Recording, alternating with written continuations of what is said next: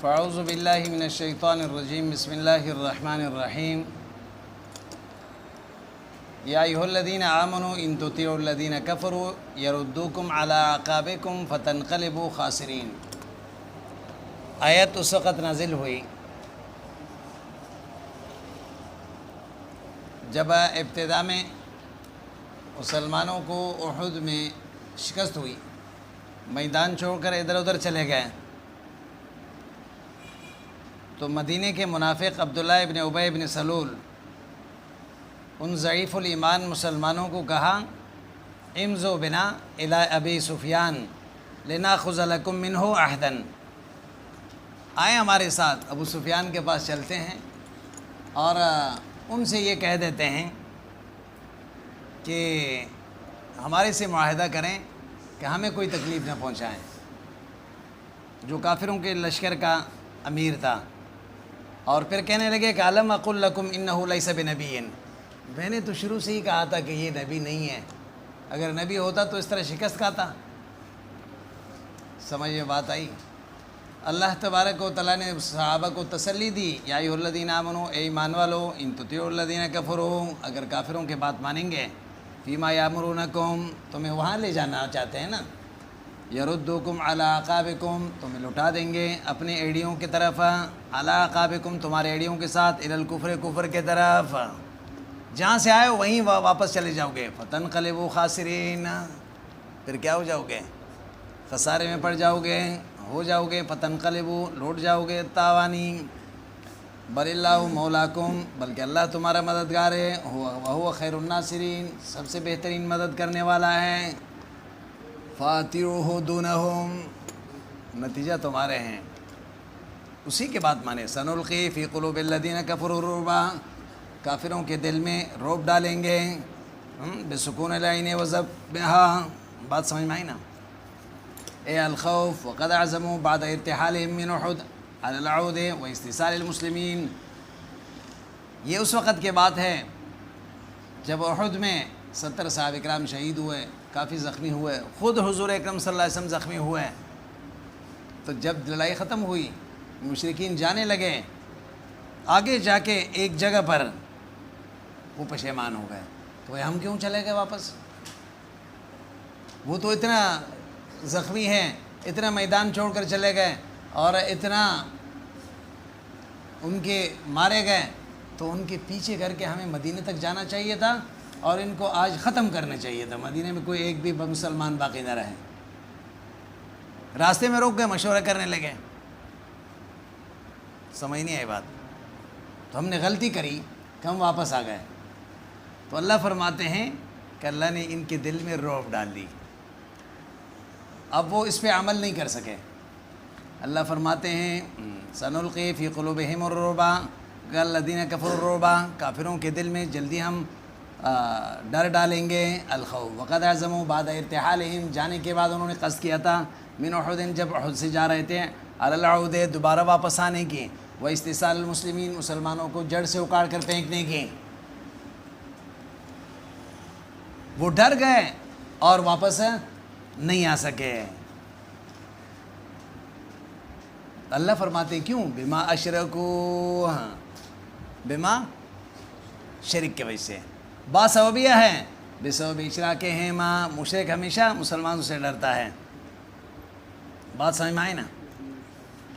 ما لم ينزل به سلطانہ، وہ دلیل، وہ شرک جس پر اللہ نے کوئی دلیل نہیں بھیجا، دلیل حجتنا علی عبادتی، یعنی بت پرستی کے لیے، ومأواہم النار، ان کی جگہ جہنم ہے، وبئس مثوى الظالمین، بہت برا ہے ظالموں کے ٹھکانہ۔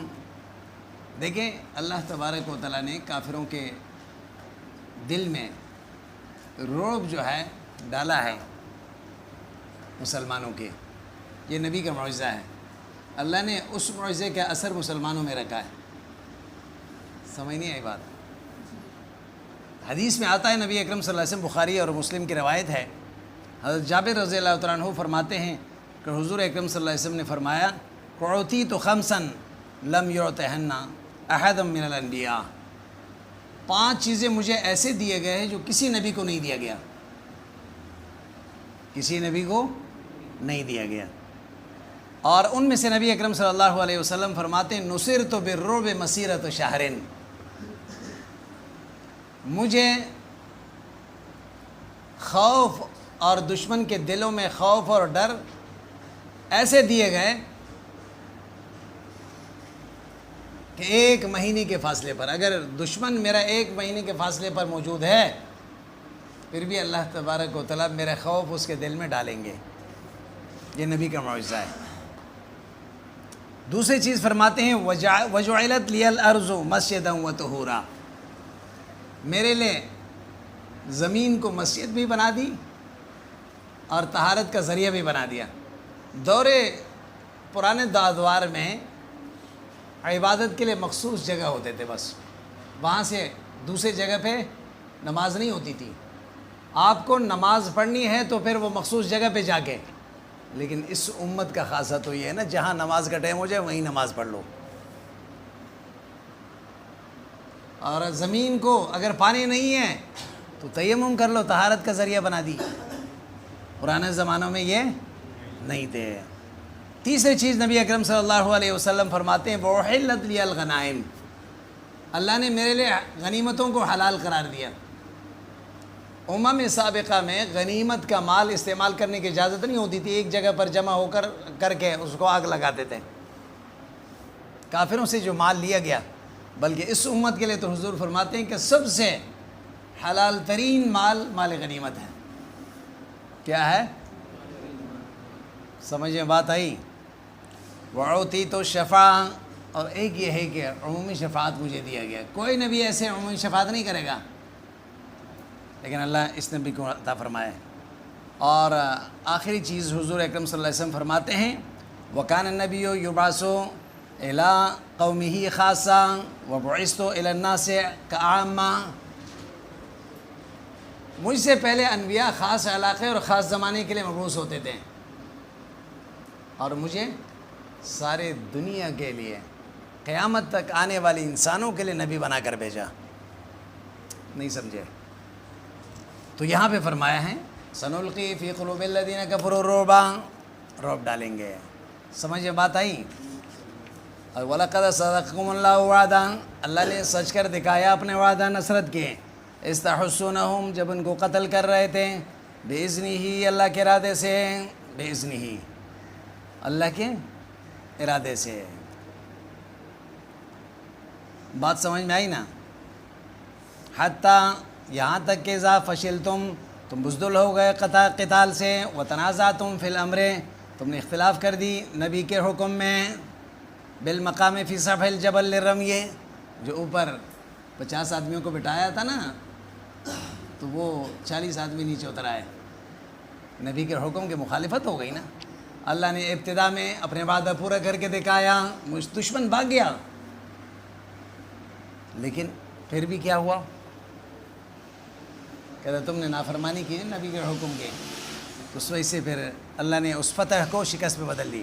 فقال بعضکم نذهب فقد نصر اصحابنا، جو اوپر جو چوٹی پر بیٹھے ہوئے تھے انہوں نے کہا کہ بس اب چلتے ہیں نیچے۔ فقد نصر اصحابنا، مدد کیا گیا ہے ہمارے ساتھیوں کے ساتھ۔ وبعضکم لا نخالف امر النبی، بعض نے کہا نہیں، نبی جب تک حکم نہیں دیں گے ہم نہیں اتریں گے، ہم مخالفت۔ 10 آدمی رہ گئے تھے، پیچھے سے حملہ کر کے ان 10 کو شہید کر کے حضرت خالد ابن ولید رضی اللہ عنہ نے دوبارہ حملہ کر دی۔ وعصیتم الرسول، میں وعصیتم، تم نے نافرمانی کی پیغمبر کے حکم کی، فترکتم المرکزہ، جو مرکز تھا وہ چھوڑ دیے، لطلب الغنیمہ، تم یہ سمجھ رہے تھے کہ اب تو نیچے مال غنیمت جمع کیا جا رہا ہے تو ہم بھی جا کے شریک ہو جائیں۔ من بعد ما اراکم، اس کے بعد جو اللہ نے تمہیں دکھا دی، ما تحبون، جو تمہیں پسند تھا، یعنی نصرت جو تمہارے پسند تھے اللہ نے دکھا دی۔ جواب از دل علیہ ما قبلہ، تو اس کا جواب جو ہے کہتا ہے کہ وہ اذا کا جواب دل علیہ ما قبلہ، ما قبل جو ہے اس پر دلالت کر رہا ہے۔ ما قبل سے مراد وَلَقَدْ صَدَقَكُمُ اللَّهُ وَعْدًا، یعنی مطلب کیا ہے؟ مطلب یہ ہے کہ دیکھیں اللہ تبارک و تعالیٰ نے تمہارے ساتھ مدد فرمائی ہے، اپنے وعدہ سچ کر دکھایا۔ منکم من یرید دنیا، کچھ تم میں سے دنیا کے طلبگار تھے، وہ مرکز چھوڑ کر نیچے آ گئے نا۔ ومنکم من یرید الاخرہ، کچھ آخرت چاہتے تھے۔ فثبت به حتی قتل، وہاں ثابت قدم رہے یہاں تک کہ شہید ہو گئے، جیسے عبداللہ بن جبیر اور اس کے ساتھی جو 10 آدمی تھے۔ ثم صرفکم، عطف ہے اذا کے جواب پر جو مقدر ہے، معنی کیا ہے؟ منعکم نصرہ، ثم صرفکم عنہ، اللہ نے اپنے نصرت اور مدد جو بھیجے تھے وہ روک لیے ہیں، کیا کر دیے؟ پیر دیے تم سے، ردکم بالہزیمہ، اس کو لٹا دیے ہیں شکست کے ساتھ، عنہم کفار کی طرف، وہ اب کامیاب ہو گئے۔ کیوں؟ لیبتلیکم، تاکہ تمہیں آزمائیں، لیمتحنکم فیظہر المخلص من غیری، مخلص اور منافق ظاہر ہو جائے نا۔ وَلَقَدْ عَفَا عَنْكُمْ، اللہ فرماتے ہیں میں نے عفو کر دیے تمہیں، کیا کر دیے؟ عفو کر دیے۔ وَاللَّهُ ذُو فَضْلٍ عَلَى الْمُؤْمِنِينَ، اللہ احسان والے ہیں۔ اللہ کیا ہے؟ سمجھ میں بات آئی یا نہیں آئی؟ اب بہت سے لوگ صحابہ پر تنقید کرتے ہیں، میدان چھوڑ کر گئے، حضور کو اکیلا چھوڑا۔ ایک بات تو یہ ذہن میں رکھیں، صحابہ کے عظمت وہ قرآن و سنت سے پتہ چلے گا، تاریخوں سے پتہ نہیں چلے گا۔ صحابہ کوئی تاریخی شخصیات نہیں ہیں کہ آپ ان کے شخصیت آپ تاریخ سے معلوم کر لیں۔ ان کی شخصیت معلوم کرنا ہے تو قرآن و سنت سے معلوم کریں۔ تاریخ کیا ہوگا؟ تاریخ میں رتبہ یابس جمع ہوتے ہیں اور اس کی کوئی حقیقت، کچھ صحیح ہوتے ہیں کچھ غلط، جہاں سے ملا کوئی حدیث تو نہیں ہے کہ ہر بات کی تحقیق کریں۔ اور پھر تاریخ میں غیروں کا عمل زیادہ دخل ہے، فرقہ باطلہ شیعوں کے، دوسرے فرقہ باطلہ کے، جن کا صحابہ سے بغض ہیں۔ سمجھ نہیں آئی بات؟ اس لیے تاریخ جو آدمی مطالعہ کرتا ہے اس کو پہلے صحابہ کا عظمت قرآن و سنت سے معلوم کرنی چاہیے۔ خذ ما صفا ودا ما قدر، پھر جو بات آئی تاریخ میں آپ دیکھیں گے کہ یہ نامناسب ہے تو پھر آپ کیا کریں گے؟ تو تاریخ کو چھوڑیں گے نا، قرآن و سنت کے حکم کو لیں گے۔ سمجھ نہیں آئی بات؟ کہ صحابہ، حضور فرماتے ہیں اللہ فی اصحابی لا تتخذوهم من بعدی غرضا، خدا کے واسطے میرے صحابہ کو ہدف تنقید نہ بناؤ۔ حضور تو یہ فرما رہے ہیں۔ اللہ فرماتے ہیں وَلَقَدْ عَفَا عَنْكُمْ، واو کس کے لیے ہے؟ قسم یہ ہے، لام تاکید کے لیے، قد بھی کس کے لیے ہوتا ہے؟ اللہ قسم، کیونکہ پتہ تھا کہ بعد میں ایسے بدبخت آئیں گے صحابہ پر تنقید کریں گے۔ اللہ نے تاکید کی ضرورت نہیں تھی مالک کو، لیکن اللہ کو پتہ تھا، تو اس لیے تاکید کے ساتھ ذکر کر کے قسم کھا کے اللہ فرماتے ہیں کہ میں نے معاف کر دی۔ اور جب اللہ کسی کو معاف کر دیں تو کون ہو سکتا ہے کہ اس پہ تنقید کر لے؟ اہل سنت والجماعت کا عقیدہ یہی ہے کہ صحابہ معصوم نہیں ہیں، ان سے گناہ ہوا ہے، گناہ کبیرہ بھی ہوا، گناہ صغیرہ بھی ہوا، لیکن مغفور ہے۔ اللہ نے ان کو اولئک هم الراشدون، اولئک هم المہتدون، سمجھ نہیں آئی بات؟ رضی اللہ عنہم ورضوا عنہ، اللہ نے صحابہ کو کہا اگر اس روئے زمین میں، اس امت میں صحابہ سے زیادہ بہتر مخلوق کوئی ہوتے ہیں تو اللہ حضور کے صحبت کے لیے ان کا انتخاب کر دیں۔ جس طرح نبی منتخب ہوتا ہے اسی طرح صحابہ بھی کیا ہیں؟ اللہ کی طرف سے منتخب ہیں، تو ان کو ہدف تنقید نہیں بناؤ۔ امت کا یہ عقیدہ ہے۔ ایک ادنا صحابی، جو ایک دیہاتی صحابی جس نے ایک لمحے کے لیے حضور کو ایمان کے ساتھ دیکھا ہے، اس کے ایمان ایک پلے میں رکھ دیا جائیں، سارے امت کے اولیاء اور اتقیاء کا دوسرے پلے میں رکھ دیا جائیں تو اس کا ایمان بھاری ہوگا۔ بات سمجھ میں آئی نا؟ اس لیے حضرت عبداللہ ابن عمر رضی اللہ تعالیٰ عنہ کے سامنے یہ کسی نے کہا کہ صحابہ جو ہے میں احد میں بھاگ گئے تھے، حضرت عثمان کو خاص طور پر ہدف تنقید بنایا۔ حضرت عبداللہ ابن عمر ناراض ہو گئے، فرمایا اس چیز کا ذکر کر رہے ہو جس کو اللہ نے معاف کر دیا ہے۔ اللہ نے تو معاف کر دیا لیکن تم ان کو معاف نہیں کر رہا ہوں. اللہ تاکید کے ساتھ فرما رہے ہیں کہ میں نے معاف کر دی. سمجھ آئی بات؟ تو پھر ہدف تنقید کس چیز کی؟ عقائد نصفیہ میں ہے کہ وَيَكَفُّ عَنْ ذِكْرِ الصَّحَابَةِ إِلَّا بِخَيْرٍ. صحابہ کو کبھی ہدف تنقید نہیں بناؤ. صحابہ کا تذکرہ خیر کے ساتھ کریں. ایک عام مسلمان کے لیے بھی یہی حکم ہے کہ جو دنیا سے جا چکا ہے ان کی خوبیوں کو بیان کریں اور ان کے برائی کا تذکرہ. صحابہ تو وہ عظیم مخلوق ہیں جن کے شان اللہ اور رسول نے خود بیان کیے. سمجھ نہیں آئی بات؟ ہاں. شرح مسامرہ میں علامہ ابن حمام رحمہ اللہ فرماتے ہیں کہ اعتقاد اہل سنہ والجماعہ تزکیۃ جمیع الصحابۃ والثناء علیہم. اہل سنت والجماعت کا عقیدہ یہ ہے کہ تمام صحابہ کرام کے تزکیہ ہو، ان کے صفائی بیان کریں، ان کے دفاع کریں. یہی اہل سنت والجماعت کا عقیدہ ہے. اور والثناء علیہم، ان کے تعریف بیان کریں، ان کو ہدف تنقید نہ بنائیں. شرح موافق میں ذکر کیا گیا ہے کہ یجب تعظیم الصحابۃ کلہم. سارے صحابہ واجب التعظیم ہے. سارے صحابہ کیا ہیں؟ واجب التعظیم ہے. والکف عن القدح فیہم. صحابہ کی شان میں کبھی بد زبانی نہ کریں، ان کو ہدف تنقید نہ بنائیں. یہی وجہ ہے حافظ ابن تیمیہ، شیخ الاسلام ابن تیمیہ رحمہ اللہ، اس کا تذکرہ پہلے بھی ہو چکا ہے. بہت عظیم بزرگ گزرے ہیں اور عظیم کارنامے اس کے. فرقہ باطلہ کے ایسے مقابلہ کیا، بات سمجھ میں آئی نا. امت مسلمہ کے ان چیدہ شخصیات میں سے ہیں، ماں سوائے کچھ تفردات کے اس کے، ان کے بڑے خدمات ہیں.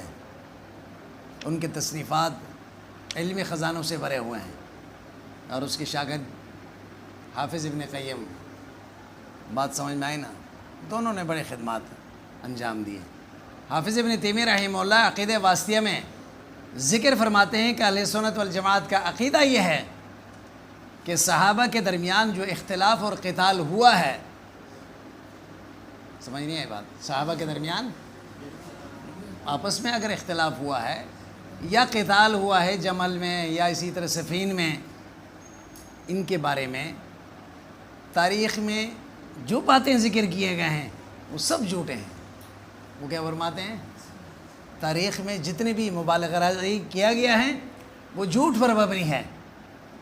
اور جو باتیں صحیح ہیں، جو باتیں صحیح ہیں، تو اس کے متعلق وہ فرماتے ہیں کہ وہ صحابہ کے اجتہادی غلطی ہے.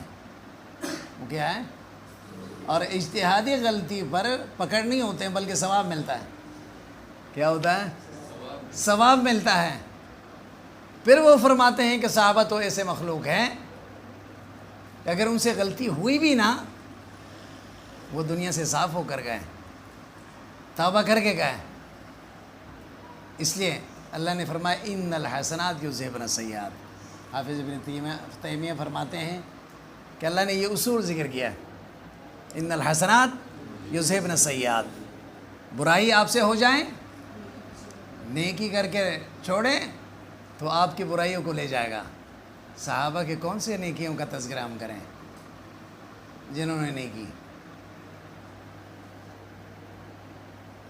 سمجھ نہیں آئی بات؟ تو اس لیے صحابہ کو ہدف تنقید بنانا یہ دین کے بنیاد کو ہلانا ہے. گویا دین کو آپ ہدف تنقید بنا رہے ہیں، دین کے بنیاد کو آپ ہلا رہے ہیں. یہ دین ہم تک صحابہ کے ذریعے سے پہنچا ہے. حضور کے عمل اور قول ہم تک صحابہ کے ذریعے سے پہنچا ہے. اگر وہ اعتمادی نہیں رہے تو پھر اور کون ہو سکتا ہے؟ جیسے پہلے تمام اقوال میں جو عقائد کی کتابوں میں تزکیۃ جمیع الصحابہ، صحابہ ابو بکر صدیق سے لے کر ایک ادنا سے صحابی تک سب واجب التعظیم ہے. کوئی ایک کو ہدف تنقید بنا رہا ہے، کوئی حضرت معاویہ کو ہدف تنقید بنا رہا ہے، کوئی حضرت عثمان کو ہدف تنقید بنا رہا ہے، کوئی کسی ایک صحابی کو نہیں. یہ بھی ایک فتنہ ہے. بات سمجھ میں آئی نا؟ دین کے بنیاد کو ختم کرنے کے لیے طرح طرح کے فتنے وجود میں آتے ہیں. ان سارے فتنوں کا مقابلہ مسلمانوں کا اجتماعی ذمہ داری ہے.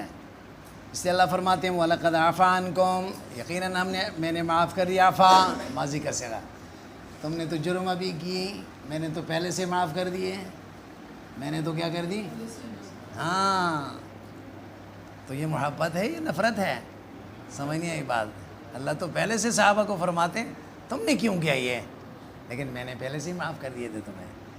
مرتکبتموہ واللہ ذو فضل علی المؤمنین، اللہ احسان والے ایمان والوں کے ساتھ، اسی نے تو تمہیں معاف کیا.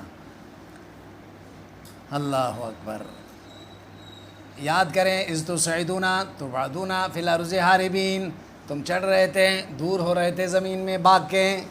اللہ میدان جنگ میں صحابہ کے جو ادھر ادھر بھاگ گئے تھے نا، اس منظر کو بیان کر رہا ہے. فرما رہے ہیں کہ ولا تلون، کوئی پیچھے موڑ کر نہیں دیکھ رہا تھا. یا تعرجون، تم میں سے کوئی بھی ٹھہرتا نہیں تھا، بلکہ وہ پیچھے موڑ کے نہیں دیکھ رہا، بھاگ رہا ہے. علی احد، کسی کے طرف ہی. والرسول یدعوکم فی اخراکم، نبی پیچھے سے تمہیں بلا رہا تھا. اے من ورائکم یقول الی عباد اللہ، الی عباد اللہ، اللہ کے بندو میرے طرف آؤ، میرے طرف آؤ. فاصابکم غما بغمنا، تمہیں پہنچا غم بغمنا، اور تمہارے اس غم کی وجہ سے. دیکھیں ایک معنی مفسر کہہ رہا ہے فاصابکم غما فجزاکم غمنا، تمہیں بدلہ دیا ہے مصیبت کا، یعنی شکست تمہیں مل گئی. کیوں مل گئی شکست؟ بغمنا بسبب غمکم الرسول بالمخالفہ، تم نے نبی کو تکلیف دی ہے نا، اس کی بات نہیں مانی تو اللہ نے اس کے سزا دی. با سببیہ ہو گیا. با کیا ہو گیا؟ یہ معنی سمجھ میں آ گیا. ایک معنی وقیل الباء معنی اعلیٰ، با کس کے معنی میں ہے؟ اعلیٰ کے. اے مضافن علی غم فوت الغنیمہ، یعنی بمعنی اعلیٰ ہو. تو فاصابکم غمن، تمہیں تکلیف پہنچی. بغمن اے اعلیٰ غمن، ایک مصیبت کے اوپر. ایک تو مال غنیمت ہاتھ سے چلا گیا جو ہاتھ میں آیا تھا، اوپر سے پھر شکست، ڈبل غم. سمجھ نہیں آئی بات؟ تو جب اس طرح معنی ہوگا تو لکی لا تحزنوا، تاکہ تم غمزدہ نہ ہو جاؤ. ڈبل غم ملا تو غمزدہ نہ ہو جاؤ تو کیا مطلب ہے؟ تو پھر اس معنی کے اعتبار سے لا زائد ہوگا، لکی تحزنوا، تاکہ تم غمزدہ ہو جاؤ. سمجھ آئی بات؟ لیکن ایک معنی اور بھی ہے جو مشہور معنی ہے. وہ معنی یہ ہے کہ لام زائد نہیں ہے، تو اس وقت معنی یہ ہوگا فاصابکم غمن، تمہیں تکلیف پہنچی شکست کے. کس کے؟ تو بغمنا، ایک غم کے اوپر. ایک غم تو شکست کی تھی نا، اور دوسرا غم حضور کے شہادت کے خبر سن کے تھی. دوسرا غم کس کی تھی؟ ایک غم کے اوپر، شکست کے غم کے اوپر، یہ حضور کی شہادت کے غم دوسری. یہ دوسرے غم کیوں صحابہ کو مل گیا بھائی؟ یہ تو ناکردہ گناہ تھا نا، ناکردہ غم تھا. اللہ فرماتے لکی لا تحزنوا، تاکہ بعد میں جب پتہ چلیں کہ حضور تو شہید نہیں ہوئے ہیں تم پہلے غم کو بھول جاؤ گے. کیونکہ جب آپ کے سامنے دو غم ہو، اور ایک چھوٹے غم ہے ایک بڑے غم ہے، آدمی پریشان ہو جاتا ہے. اور اچانک پتہ چل جائے کہ وہ بڑا غم جو ہے ختم ہو گیا ہے، تو وہ چھوٹے غم کو بھی آدمی بھول جاتا ہے. تو شکست بھی غم تھی، لیکن حضور کی شہادت بھی غم. لیکن جب بعد میں صحابہ کو پتہ چل گیا کہ یہ تو حضور تو شہید نہیں ہوئے ہیں، موجود ہیں، تو وہ شکست کے غم بھول کے پھر دوبارہ میدان میں آ گئے. لکی لا تحزنوا. سمجھ نہیں آئی بات؟ ہاں بھائی. اچھا، تحزنوا علی ما فاتکم من الغنیمہ ولا ما اصابکم، جو تمہیں ملا ہے، من القتل والہزیمہ واللہ خبیر بما تعملون.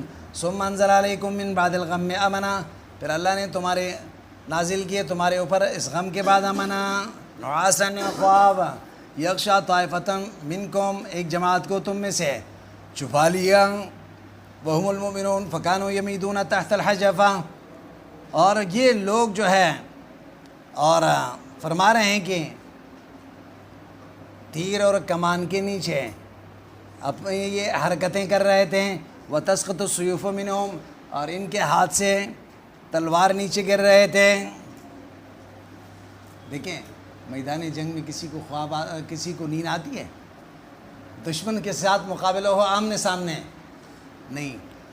اللہ پاک نے صحابہ کو ایسے اطمینان، جب واپس آئے تو ایسے اطمینان دلا دی نا، تو لڑتے لڑتے جو ہے کافروں کے ساتھ لڑتے لڑتے جو ہے وہ گھوڑے کے اوپر بیٹھے ہوئے ہیں اور نیند آنے لگی۔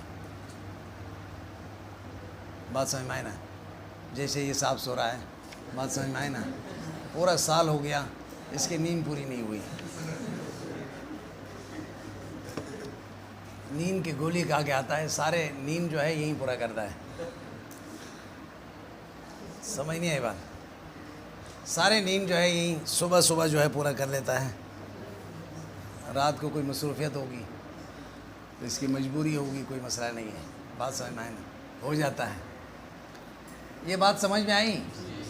لڑتے، اب ظاہری بات ہے میدان جنگ میں کس کو، دشمن سامنے ہو تلوار سے ایک دوسرے کے اوپر اور اسی وقت نیند کا آنا، یہ اس کا مطلب یہ ہے کہ دل میں سرے سے دشمن کا خوف ہی نہیں ہے نا، ڈر ہی نہیں ہے، دشمن کا نام سن کے نیند بھاگ جاتا ہے۔ یہاں تو میدان جنگ ہے۔ حضرت ابو طلحہ رضی اللہ تعالیٰ عنہ حضرت ابو طلحہ فرماتے ہیں کنت فی من تغشاہ الناس نعاس یوم احد حتی سقط سیفی من یدی، ان میں سے میں بھی تھا، اور میں لڑتے لڑتے جو ہے مجھے اونگ آنے لگی اور میرے ہاتھ سے تلوار نیچے گر گیا۔ بات سمجھ میں آئے نا؟ وہ فرماتے ہیں کہ کئی دفعہ مجھ سے جو ہے یہ تلوار گر گیا اور میں اٹھاتا رہا۔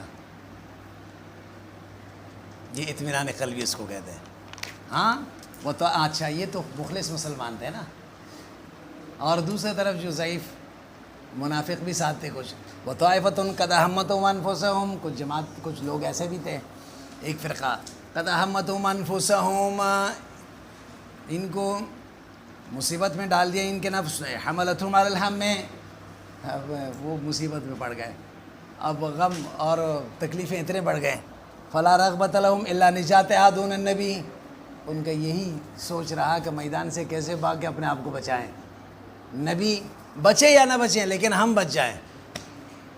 یہ منافقین تھے، دون النبی و صحابہ، حضور اور صحابہ، فلم یناموا وہم ان کو کہاں نیند آتی تھی بھائی؟ سمجھ نہیں آئی بات؟ یہ منافق تھے۔ یظنون باللہ غیر الحق، اللہ پر نامناسب گمان کر رہے تھے، ظن الجاہلیہ، جاہلوں والا، حیث اعتقدوا ان النبی قتل ولا ینصر، یہ کیسے نبی تھا؟ دعویٰ کر رہا تھا کہ میں تو دنیا پہ حکمرانی کروں گا، یہ قتل کیا گیا، اور اس کے ساتھ اللہ کی نصرت بھی نہیں آئی۔ نہیں سمجھا؟ اب یہ بدگمانی، یقولون حل لنا من الامر من شیء، ہے ہمارے لیے من الامر من النصر الذی وعدنا، وہ نصرت جو ہمارے ساتھ ہوئے ہیں وعدے کے، کچھ قل کہہ دیجئے ان کو ان الامر کلہ للہ، یہ اختیار سب اللہ کے پاس ہے۔ ہاں کلہ نصب کے ساتھ ہو تاکید ہوگا، اور یا رفع کے ساتھ ہو مبتدا ہے، اور خبر اس کا للہ ہے، للہ اللہ کے پاس ہے، القضاء لہ یفعل ما یشاء، جو چاہیں کر لیتا ہے، یخفون فی انفسہم ما لا یبدون، یہ چھپاتے ہیں اپنے اندر جو ظاہر نہیں کرتے ہیں، لکا آپ کو ڈر کے وجہ سے، یقولون لو کان لنا من الامر شیء ما قتلنا، اگر ہمارے اختیار ہوتے ہیں تو ہم یہاں قتل نہ ہوتے، لو کان الاختیار لینا لم نخرج، اگر ہمارے اختیار ہم تو نکلتے نہیں تھے، فلم نقتل، ہمیں قتل نہیں کیا جاتا، لیکن اخرجنا کر، ہاں اب کیا کریں مجبوراً آنا پڑا، اگر نہ آتے تو پھر ہمارے اوپر جو ہے منافقت کا دبا لگ جاتا۔ قل لہم، ان کو کہہ دیجئے، لو کنتم فی بیوتکم، اگر تمہارے گھر میں بھی تم ہوتے نا، فیکم من کتب اللہ علیہ القتل، تم میں سے کچھ لوگ وہ بھی تھے جن کو اللہ نے قتل لکھا ہوا تھا، لبرز الذین، نکلتے وہ لوگ، کتب علیہم القتل، جن کے لیے میدان میں قتل ہونا لکھا ہوا تھا، الی مضاجعہم، جہاں ان کو گرنا تھا، مصارعہم، فیقتلوا ولم ینجہم قعودہم، قتل کیا جاتا، اور ان کے بیٹھنا ان کو نہیں بچا سکتا، لأن قضاءہ تعالی کائن لا محالہ، اللہ کے فیصلہ تو ہونا ہے نا، جہاں مرنا ہے انسان تو وہاں کسی نہ کسی طریقے سے پہنچ ہی جاتا ہے۔ وفعل ما فعل بأحد، جہاں انسان کو مرنا ہوتا ہے۔ سلیمان علیہ السلام کے زمانے میں ایک آدمی سلیمان سے بیٹھا ہوا، اس کو سینکڑوں میل دور جو ہے فرشتے اس کے روح نکالنے، فرشتہ حیران ہو گیا کہ یہ تو یہاں ہے اور کسی دوسرے ملک میں اس کا روح نکالنے۔ وہ آدمی سلیمان علیہ السلام سے درخواست کرنے لگے مجھے کام ہے وہاں تک پہنچا دینا، ہوا کو حکم نے، تو 2 منٹ میں ہوا وہاں تک اس کو پہنچا دیا، وہاں وہ مر گیا۔ بات سمجھ میں آئی نا، جہاں لا تدری نفس بأی ارض تموت، کہاں مرنا ہے پتہ نہیں۔ ہمارا ایک دوست تھا پچھلے دنوں، یہ اسی ہفتے میں اپنی فیملی کے ساتھ جو ہے عمرے پہ چلا گیا، تو مکہ پہنچا احرام کے حالت میں، پہنچتے ہی اسی دن جو ہے وہیں مکہ میں انتقال کر گیا، اسی دن۔ اب دیکھو ایک دن اگر لیٹ ہو جاتے ہیں تو یہاں موت واقع ہو جاتی۔ جہاں انسان کو مرنا ہوتا ہے اسباب ایسے پیدا ہو جاتے ہیں کہ انسان وہاں پہنچ جاتا ہے۔ سمجھ نہیں آئی بات؟ اللہ اکبر۔ وفعل ما فعل بأحد لیبتلی اللہ، اللہ نے ایسے کیوں کر دیا بھائی؟ احد میں جو ہوا نا،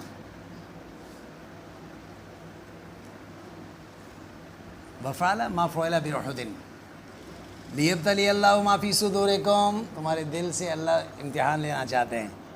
قلوبکم من الاخلاص والنفاق، کیونکہ منافق کی بات ظاہر ہو گئی نا، ولیمحص اللہ ولیمحص ما فی قلوبکم، تاکہ الگ کریں تمہارے دلوں میں۔ واللہ علیم بذات الصدور بما فی القلوب لا یخفی علیہ شیء وانما یبتلی لیظہر للناس۔ ان الذین تولوا منکم یوم التقى الجمعان، وہ لوگ تولوا منکم، ان الذین تولوا، وہ لوگ جو تولوا منکم، تم سے اعراض کرتے ہیں، عن القتال یوم التقى الجمعان، جب 2 جماعتیں آپس میں ملتے ہیں، اے جمع المسلمین و جمع الکافرین بأحد وهم مسلمون الا 12 رجلا، 12 آدمی ایسے تھے جو میدان میں حضور کے ساتھ قائم رہے۔